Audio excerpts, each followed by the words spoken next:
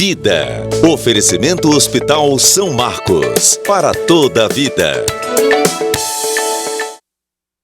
Hoje nós vamos falar sobre fibromialgia. Para falar a respeito desse assunto, eu estou recebendo aqui o médico reumatologista, Dr. Matheus Cortez. Dr. Matheus, seja bem-vindo aqui ao nosso Jornal do Piauí. Obrigado por comparecer. Obrigado. Muito obrigado mesmo. Dr. Matheus Cortez, para ajudar logo o telespectador a entender o que é exatamente a fibromialgia. Bom, boa tarde, telespectador. Boa tarde, Joelson. É importante que se tenha um conhecimento sobre a fibromialgia. É uma condição bastante prevalente na população que se manifesta através de dores difusas no corpo decorrentes de uma sensibilização do sistema nervoso à dor, que faz com que aquela dor que seria passageira, ela se perpetue no corpo e fique muito sensível a esses gatilhos de dor. Então, dói sem que você tenha uma outra doença que não seja a própria fibromialgia, né? Sem que haja uma explicação aparente. A explicação seria a própria fibromialgia. É uma espécie de doença autoimune? É isso que se chama doença autoimune ou não, doutor? Não. No caso da fibromialgia, não se trata de uma doença autoimune nem inflamatória. Ela é uma doença que ela está puramente ligada ao sistema nervoso. Não existem alterações orgânicas detectáveis, o diagnóstico é puramente clínico e não existem exames de imagens que possam detectar. É algo que se manifesta puramente através dessa sensibilização do sistema nervoso à dor. E o que é que pode causar esse problema? Bom, a fibromialgia, ela é provocada ainda não se sabe exatamente a causa, é algo que está em intenso estudo nesse momento. Mas sabe-se que existe uma forte predisposição genética à fibromialgia, responsável por cerca de metade da predisposição a essa condição. Ou seja, se o pai tem, é provável que o filho tenha, isso pode acontecer dentro da família. Sim, se a pessoa ela tem um parente de primeiro grau com fibromialgia, aumenta o risco em cerca de 9 vezes de ter a fibromialgia. E, além dessa predisposição genética, existem também alguns fatores ambientais que elas podem desencadear, que pode ser algum gatilho ambiental, alguma infecção viral, ou algum estresse psicológico, físico. Então, geralmente está associado a alguma condição de estresse a alguém que tem essa predisposição genética. Idade, peso, esses problemas podem desencadear fibromialgia? Sim, existe associação com a idade. Embora ela possa ocorrer em qualquer idade, geralmente ela é mais prevalente na população do sexo feminino, proporção de cerca de 8 a 9 mulheres para cada homem afetado e, embora possa atingir qualquer idade, geralmente está na faixa de cerca dos 30 aos 50 anos, é onde se tem um pico de incidência da fibromialgia. Quais são os sintomas, doutor?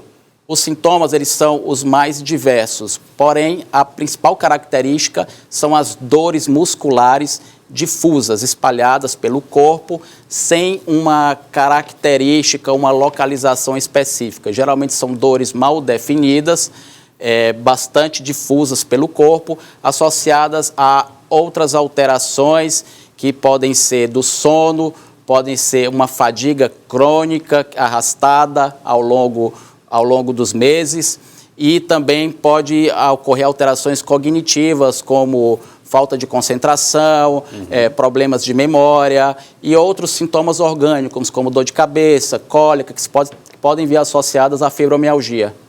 Essas dores, quer dizer que não se restringe a dores, pode ter problemas, por exemplo, de memória? Pode. Pode começar por esse problema? Pode ser o primeiro sintoma antes da dor? Pode ser o primeiro sintoma, embora nessa fase em que não existe a dor manifesta, seja difícil de detectar a doença, mas com o tempo essas dores acabam se manifestando. Há pessoas que confundem isso com dores de estômago, tem náuseas ou coisas associadas? Sim, bastante frequente. Geralmente, pela essa grande variedade de sintomas associadas à fibromialgia, o paciente, antes de chegar ao médico, E antes de se chegar a esse diagnóstico, ele já passou por vários especialistas, por vários outros médicos com várias outras queixas relacionadas a estômago, relacionadas a dor de cabeça, a zumbido, a sensações de formigamento. Então, são muitas as doenças, muitas as queixas relacionadas, e quando se vai investigar, não se encontra uma causa orgânica detectável. E aí vem a grande questão. Tem cura, doutor? Ela é uma doença, é uma condição que ela é crônica, mas que ela é tratável. Ela é benigna e o tratamento, ele se dá de forma multidisciplinar.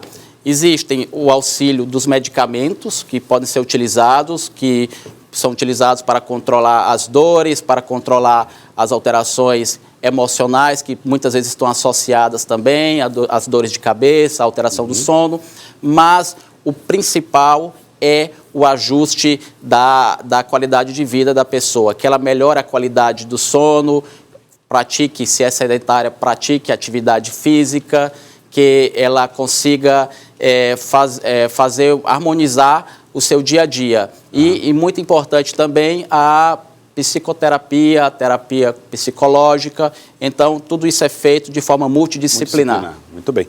A Edna está mandando mensagem para nós pelo 99040322 e está perguntando: doutor, a fibromialgia é parecida com as causas do mal de Parkinson? Pode haver confusão entre um e outro? Pode haver essa confusão, sim. Na verdade, a fibromialgia, ela se manifesta de diversas formas, como foi falado, diversos sintomas que podem vir associados à fibromialgia.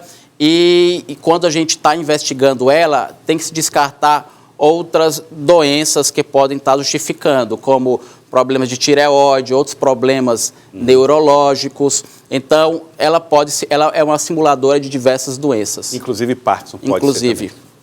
Eu queria agradecê-lo, doutor Matheus. Muito obrigado pela participação aqui conosco, doutor Matheus Cortez. Um abraço a todos lá no Hospital São Marcos. Obrigado por ter vindo ao Hospital São Marcos e o nosso quadro Vida.